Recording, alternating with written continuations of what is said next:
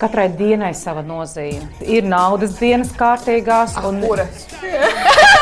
Kad uz tādu iztērēties. Svarīgi tie datumi, ka tu kaut ko ļoti nopietnu gribi darīt. Nezinu, kaut kādu īpašumu pirkt, skaidrs, ka tur vajadzētu paskatīties, ka tu noslēdz sev ļoti labvēlīgā skaitlī, nevis tur kaut kādā krīzes skaitlī. Laulību dibināt ļoti svarīgi ir pareizā datumā, lai iedod pārim to enerģiju, kas viņiem dod attīstību, nevis viņus tur sašaurina. Dienas enerģija, kad ir nauda un kad tiešām vajag būt pašam, vajag būt aktīvam, tad, kad ir 3 atkal. Tā ir dinamiska diena, neko nesēžam uz vietas, ejam, visu darām. Tā ir diena ar naudas piesaisti. Kad mēs to naudu iztērējam ļoti lielu?